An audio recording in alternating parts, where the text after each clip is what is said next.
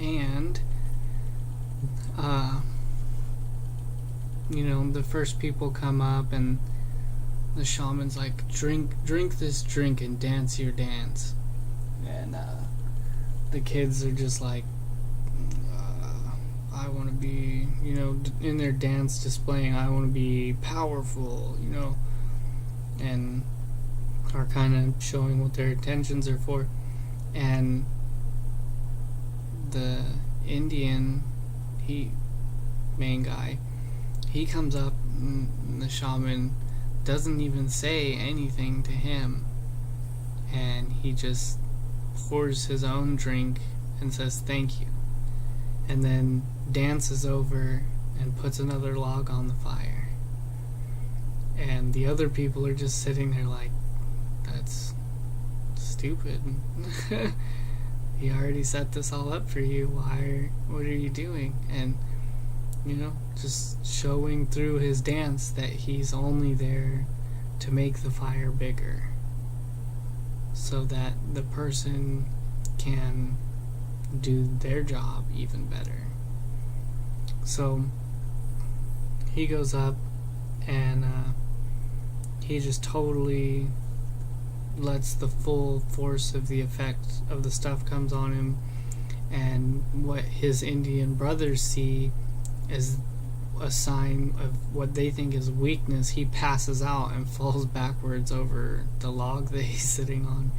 And they're just like, oh, like, I always knew he was weak.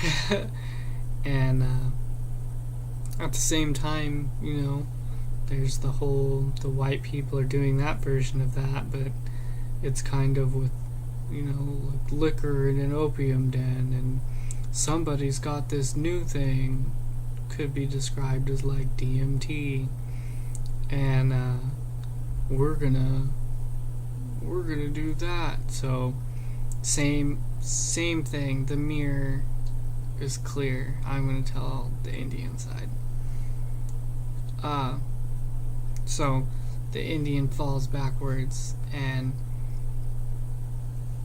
pops up. And not that, like, imagine he falls and you see him stop, but he doesn't stop. He falls through and stands up. And then imagine just grass, all kinds of extravagant landscapes, and a huge ship flying in the sky, clouds surrounding it. And you kind of see an orb, just like something you can see through, but that you can see someone's watching you through it, but it's still not obstructing your vision. It is just there. And you could see a massive war going on, but you don't hear any cries of pain. And you see, an alien, something you've never even seen before, and you see a human, like a Japanese guy with a samurai sword, and you've never seen someone like that before either, but you know that they're human.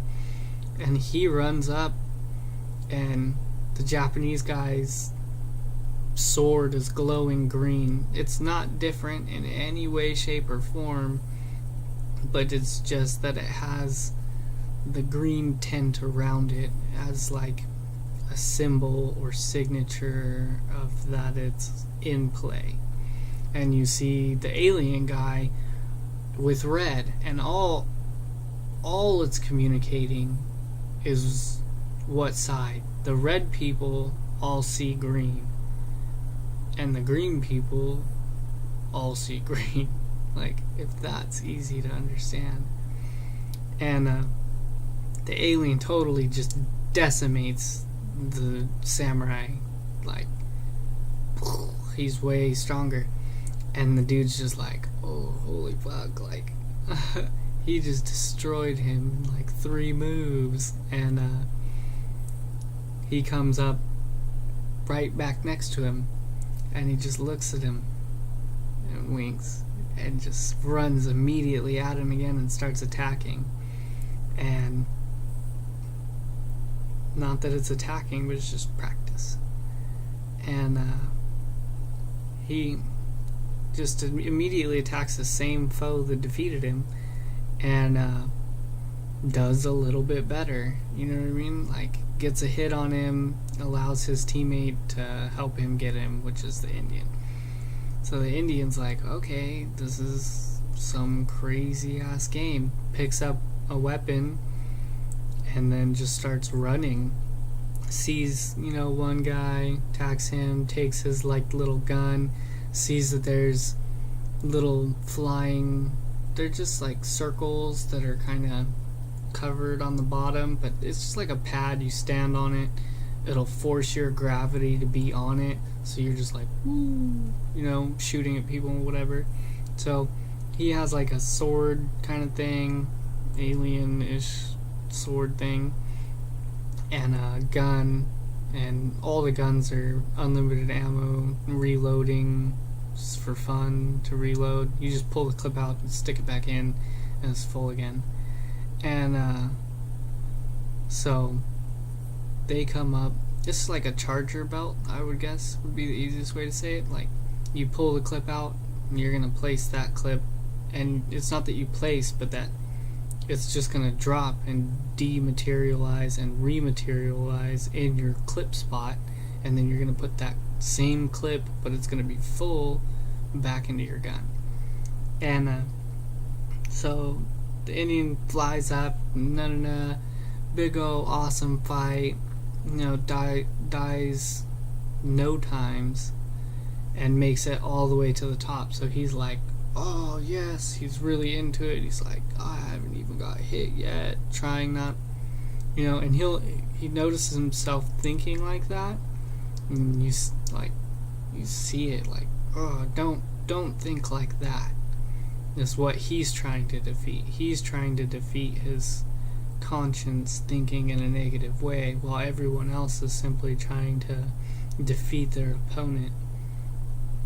And he gets to the top, and it's the cowboy guy that he met, and they're both just like in a rage when they see each other, because they're like, your friends killed my friends and your friends started it, so you must be like them.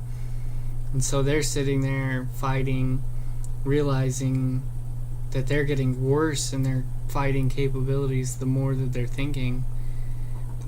And there's like this little golden rod thing that is the symbol of light at the top of the tower, and they're both trying to get to it while, and they both see themselves as green and the other guy is red. And they both get up there and they both have their hands on it, and the cowboy guy kind of does something and gets advantage over the Indian, and the Indian's down on his knees, like doesn't have his gun or his knife. But you notice, like, he feels in his back when he's on his knees that he still has a sword. Not a sword, but his rock knife. And so he's like, hey, I'm not out of this fight yet, right?